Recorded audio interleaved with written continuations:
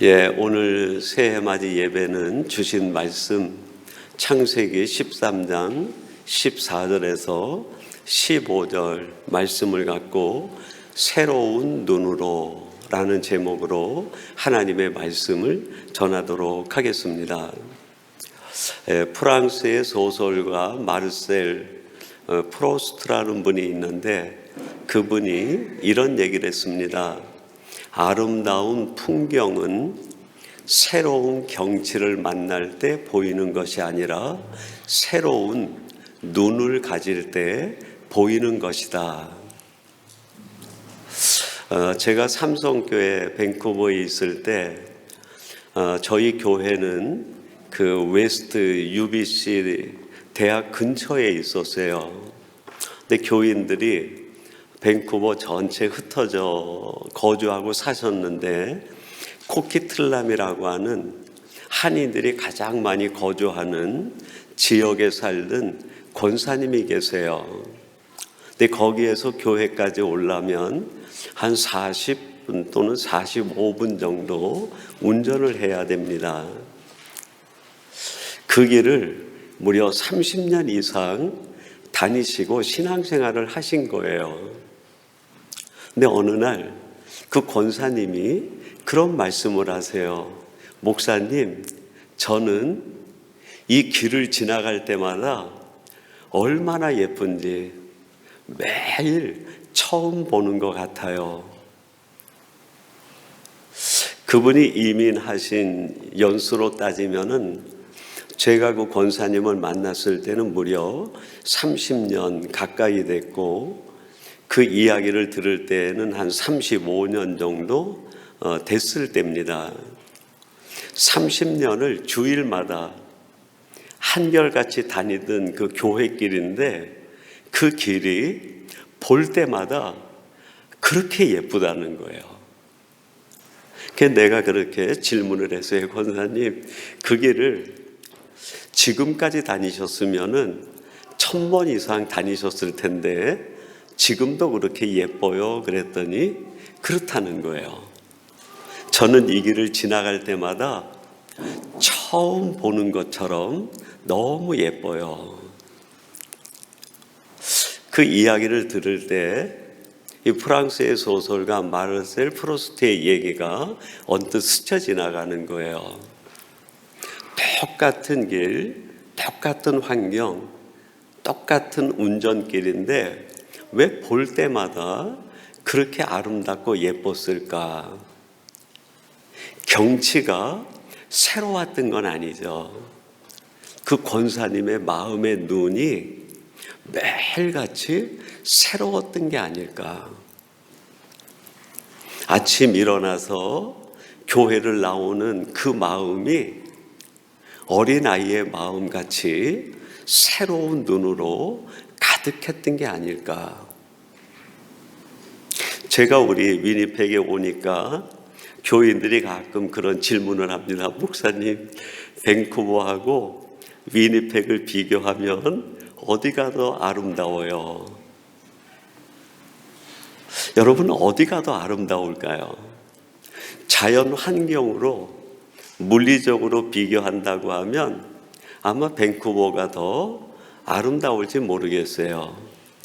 그러나 아름다운 도시 밴쿠버에 산다 하더라도 마음의 눈이 어두우면 그 밴쿠버가 아름답게 보이지 않아요. 제가 짐작으로 얘기하는 게 아니라 삼성교회를 제가 14년 목회하면서 성도님들이 하는 얘기를 들었기 때문에 그래요. 그 성도님들이 저하고 상담한다고 이야기할 때 목사님 너무 힘들어요. 밴쿠버에 있는 게 하루하루가 자기 인생에서 얼마나 힘든 시간인지 벗어나고 싶다는 거예요. 전 세계 사람들이 아름답다고 하는 그 도시가 왜 벗어나고 싶을 정도로 견디기 어려운 도시가 됐을까요? 마음의 눈이 어두워져서 마음의 눈이 뭔가 답답해졌기 때문이에요. 같은 논리로 성도님들이 제게 위니펙이 어때요? 라고 질문했을 때 제가 이렇게 대답을 했어요. 자연 환경은 큰 문제가 되지 않습니다. 거기에서 내가 사람과 어떤 관계를 맺고 있는지, 거기에 있는 내 눈이 어떤 눈인지, 그게 그 도시의 아름다움을 결정하게 되는 것 아닐까요? 그런 대답을 드렸던 기억이 납니다. 우리가 이제 2025년 새해를 맞이했는데 그 새해가 정말 새해, 정말 새 시간, 정말 하나님이 주신 새로운 풍경이 가득한 하나님의 은혜의 세계가 되기 위해선 시간이 돌아왔다고 해서 그게 내게 주어지지 않아요. 바뀌는 게 있어야 돼요. 뭐가 바뀌어야 될까요? 새 시간을 바라보는 내 눈이 바뀌지 않으면 아무리 시간이 바뀌고 아무리 해가 바뀌고 아무리 달이 바뀌어도 우리의 마음에는 새로운 풍경이 열리지 않습니다. 하나님이 허락하신 2025년 어떻게 내 인생에 가장 아름다운 새로운 풍경이 가득한 새날이 될 수 있을까? 비결이 있어요. 그 비결이 뭘까요? 내가 새로운 눈을 갖는 거야. 이 새해맞이 예배 때 우리가 결단해야 되는 것이 있다고 하면 바로 이것이라고 생각합니다. 하나님, 이 새해맞이 예배를 통해서 내가 새로운 눈을 갖게 해 주시옵소서. 이 새로운 눈을 갖게 되면 앞으로 살아가는 여러분의 삶과 인생은 하나님의 은혜가 가득한 새로운 세상, 새로운 은혜의 시간들이 될 줄로 믿습니다. 그러면 새로운 눈을 갖는다고 할 때 그 눈은 어떤 눈을 의미할까요? 첫 번째로는 위를 보는 눈이에요. 오늘 본문 14절 상반절에 이렇게 말씀합니다. 롯이 아브라함을 떠난 후에 여호와께서 아브라함에게 이르시되 너는 눈을 들어. 너는 눈을 들어. 아브라함과 그의 조카 롯의 차이가 있었어요. 이 두 사람의 인생을 결정적으로 가름하는 차이가 있었는데 그게 뭘까요? 롯은 그의 눈을 언제나 땅을 주목하는 사람이었어요. 소돔과 고모라라고 하는 땅에서 그의 눈을 떼지를 못했어요.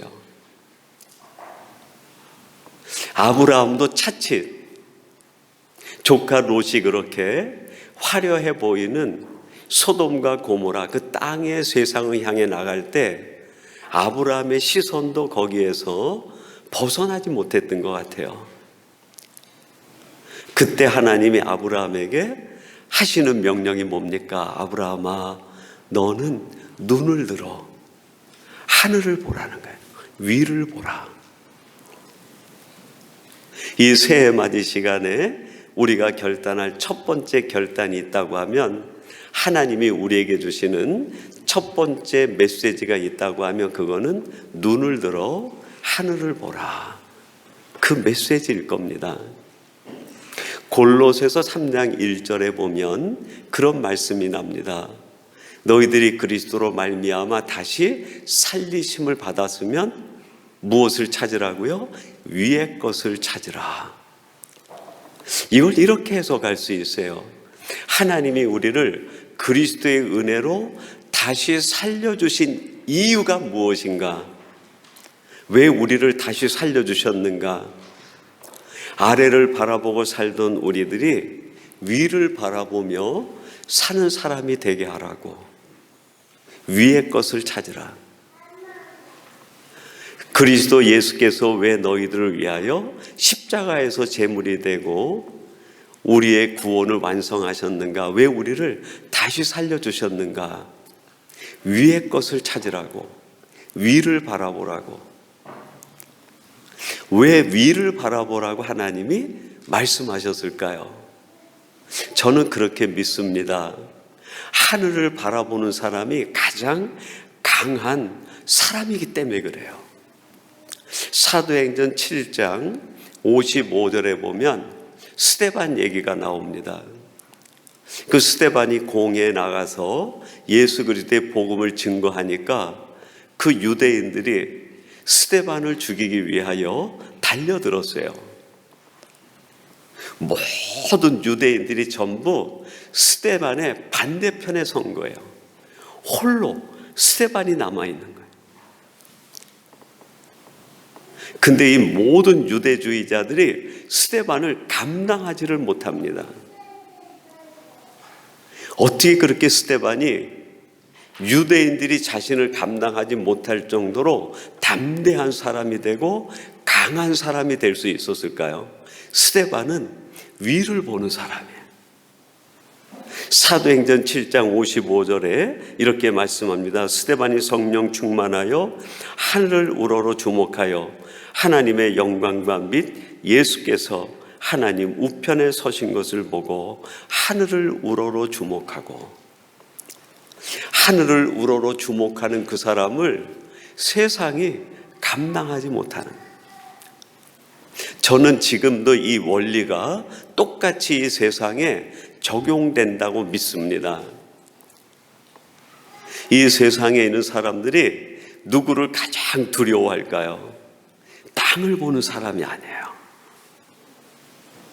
그의 시선이 늘 하늘을 향해 있고 위를 보는 사람, 하늘을 보고 하나님을 주목하며 살아가는 사람을 이 세상에 있는 모든 사람들이 두려워한다고 저는 그렇게 믿어요. 우리 중앙교회 성도들이 2025년 어떻게 하면 세상에서 승리하는 삶을 살 수 있을까요? 그렇습니다. 그 열쇠는 위를 보는 거예요. 여러분들이 위를 주목하고 하늘을 바라볼 때 하나님은 여러분의 삶을 책임져 주시고 여러분을 가장 강한 하나님의 사람으로 만들어 주실 줄로 믿습니다. 두 번째는 말씀을 보는 눈을 가져야 돼요. 오늘 본문 14절 하반절에 이렇게 말씀합니다. 너 있는 곳에서 북쪽과 남쪽 그리고 동쪽과 서쪽을 바라보라. 지금 방향을 잡지 못하고 방황하고 있고 회의와 갈등 가운데 있는 아브라함에게 하나님이 주신 것이 있어요. 그게 뭘까요? 말씀을 주신 거예요. 아브라함아, 너는 이제 눈을 들어 동쪽과 남쪽, 서쪽과 동쪽을 바라보라. 내가 바라보는 이 모든 것들을 다 내가 너에게 주겠다.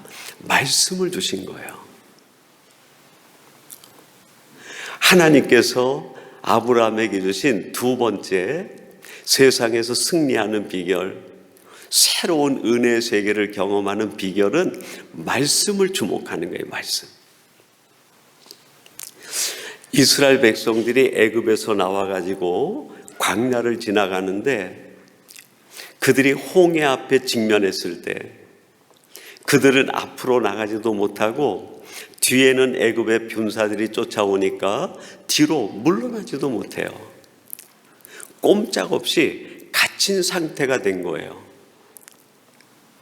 방향을 잡지 못하고 갈피를 잡지 못하는 그들에게 하나님이 모세를 통해서 한 가지 말씀을 주세요.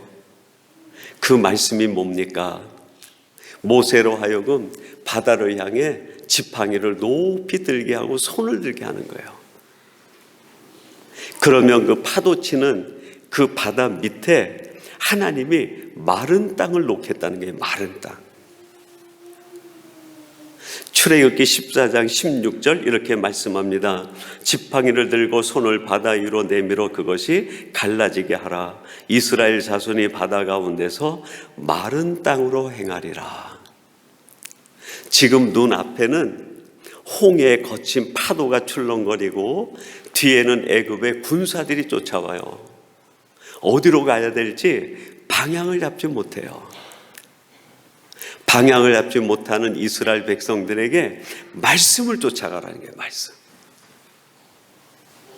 말씀을 쫓아가고 말씀을 보는 눈이 열리면 위에는 파도처럼 보이지만 그 밑에는 하나님이 보여주시는 마른 땅이 있다는 거예요. 하나님의 말씀을 주목하면 보이지 않는 길이 열리게 돼요. 하나님의 말씀을 쫓아가면 거기에 하나님이 주시는 열매가 있게 돼요. 출애굽기 26장에 이삭 이야기가 나옵니다. 이삭이 살던 때에 그 지역에 흉년이 들어가지고 더 이상 그 땅에서 살 수 없게 된 거예요. 그래서 이삭이 조용히 자기의 미래를 생각해 봅니다. 내가 어디에 가야 양식을 얻을 수 있을까? 생각한 결론이 애굽으로 내려가는 거였어요. 애굽으로 내려갈 준비를 하고 채비를 하고 있는 이삭에게 하나님이 나타나셔서 말씀합니다. 그게 창세기 26장 2절 말씀이에요. 너는 애굽으로 내려가지 말고 내가 내게 지시하는 곳으로 가라. 이삭의 생각의 결론은 애굽이었는데 하나님은 애굽이 아니라 저 블레셋 땅 그랄로 내려가라는 거예요. 이삭의 생각 속엔 그랄이 없었어요. 이삭의 마음 속엔 그랄이 없었어요. 근데 갑자기 하나님이 이삭에게 나타나셔서 애굽이 아니라 그랄로 내려가라는 거예요. 이삭이 하나님의 말씀을 쫓아 자기 생각을 바꿉니다. 애굽으로 가려고 했던 자기 생각을 다 내려놓고 하나님의 말씀이 가르치는 그랄로 내려가요. 그 그랄에 내려가서 그 해에 농사를 지었는데 성경이 뭐라고 증언합니까? 그 해에 100배의 열매를 거두었다고 그래요. 이삭의 눈에는 아무것도 보이지 않았는데 말씀을 따라갔더니 거기에 하나님이 놓아두신 100배의 열매가 있었던 거예요. 여러분, 2025년 우리가 어떻게 하면 하나님이 예비해 놓으신 기적 같은 사건, 풍요를 맛보고 은혜를 맛보며 살아갈 수 있을까요? 말씀을 봐야 돼요. 말씀을 쫓아가고 말씀을 보는 눈이 열려서 말씀을 따라갈 때 저는 확신합니다. 우리 중앙교회 모든 성도들이 하나님이 예비해 놓으신 100배 열매를 여러분의 가정과 삶에 넘치도록 부어 주실 줄로 믿습니다. 마지막 세 번째는 영혼을 보는 눈을 가져야 돼요. 오늘 본문 15절 우리 같이 한번 봉독해 보겠습니다. 15절 말씀 같이 봉독합니다. 시작. 보이는 땅을 내가 너와 영원히 이르리라. 아멘. 15절에 보니까 하나님께서 뭐라고 말씀합니까? 내가 이 보이는 모든 땅을 너에게 줄 텐데 이 땅이 너에게 영원히 이를 거야. 하나님이 지금 아브라함에게 가르치는 한 가지 교훈이 있었어요. 그게 뭘까요? 잠시 있다 사라지는 것을 보지 말고 영원한 것을 주목하라는. 지금 아브라함의 조카 롯은 무엇을 쫓아간 거예요? 화려해 보이긴 하지만, 풍요로워 보이지만 잠시 있다 사라지는 유한한 것을 쫓아간 거예요. 아브라함아, 너의 조카 롯은 유한한 것을 쫓아갔지만 너는 그것을 쫓아가지 말고 영원한 것을 바라보고 그것을 따라가는 사람이 됐으면 좋겠다. 그러기 위해선 영원한 것을 볼 수 있는 눈을 가져야 돼요. 베드로전서 1장 24절은 이렇게 말씀합니다. 그러므로 모든 육체는 풀과 같고 그 모든 영광은 풀의 꽃과 같으니 풀은 마르고 꽃은 떨어지되. 이 땅에는 모든 것들이 화려해 보이지만 그 모든 것이 시들고 마를 때가 있다는 거예요. 소돔과 고모라가 화려해 보이고 풍요로워 보이지만 그게 시들고 마를 때가 있다는 거예요. 그걸 주목하지 말고 영원히 마르지 않는, 영원히 시들지 않는 영원한 것을 바라보며 살아가는 사람이 됐으면 좋겠다. 하나님이 우리에게 2025년 새해를 주신 것, 하나님이 주신 새해를 정말 은혜의 새해가 되게 하기 위해서 우리들의 눈이 새로워져야 돼요. 사람들은 자신들이 보는 것을 향해 살고 보는 것만큼 살아갈 수 있기 때문에 그래요. 1963년에 미국에 있는 워싱턴 DC에 가면 링컨 기념관이 있습니다. 링컨의 동상이 새겨져 있고 그 앞에 큰 발코니가 있는데 그 발코니에 서가지고 1963년에 위대한 연설을 했던 아틀란타 출신의 한 흑인이 있었어요. 누구죠? 마틴 루터 킹 목사님입니다. 거기에서 마틴 루터 킹 목사님이 위대한 연설을 했는데 그 연설의 제목이 뭐예요? 나에겐 꿈이 있습니다. 단어로는 꿈이지만 의미는 뭐예요? 내게는 이게 보인다는 거예요.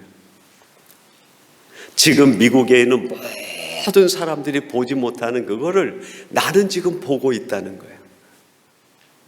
내가 지금 보고 있는 그것이 내게 비전이 되고 내게 꿈이 되었다는 거예요. 그 연설문의 거의 마지막 부분에 이사야서 40장을 인용을 해가지고 이렇게 이야기합니다.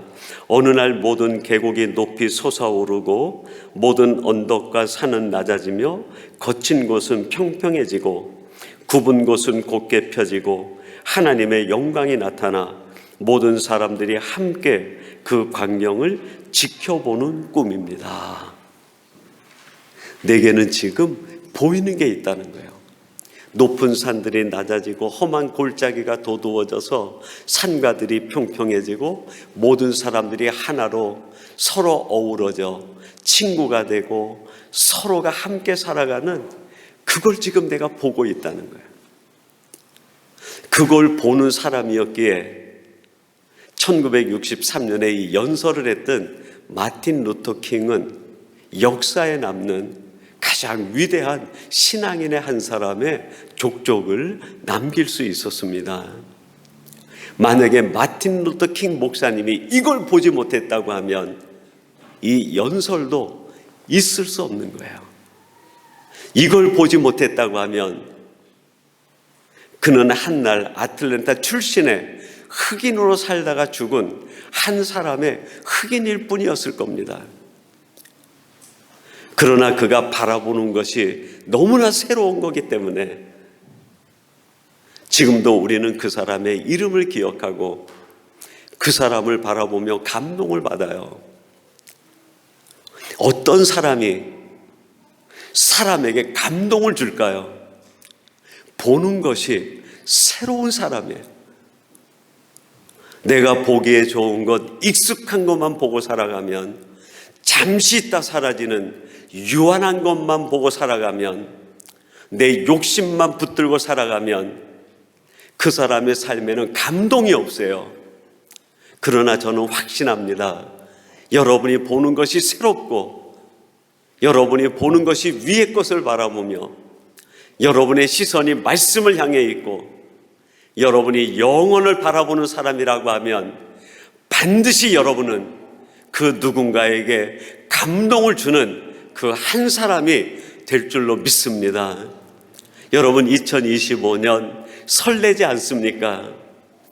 내가 그 누군가에게 감동을 줄 수 있는 한 사람이 된다고 하면 이거보다 더 멋진 우리의 삶과 인생이 어디에 있겠습니까?